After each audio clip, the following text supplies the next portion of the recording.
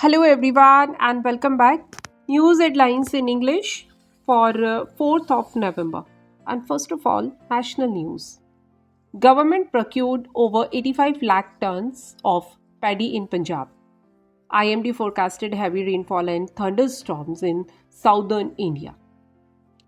Indian Railways is running 145 special trains to ensure smooth travel during Chhat Puja. ISRO started India's first analog space mission to plan lunar mission experiments. First Asian Buddhist Summit to take place on November 5 to 6. India's defense exports poised to reach 50,000 crore rupees by 2029 to 30. And now some international news. US said Iranian American journalist held in Iran as tensions grew after Israeli attack on country. Taiwan reported rise in Chinese military activity as US election near. Fire broke out in Kyiv after Russian air attack, Ukraine's military said. Pakistan reported 2 new polio cases, yearly tally rose to 45. Russia claimed capture of new East Ukraine villages, Defense Minister.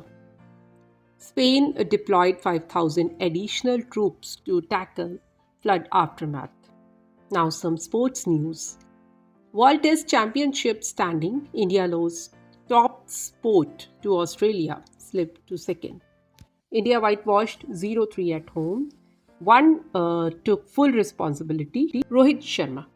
Badminton, Malvika Bansal finished runner-up at Hilo Open.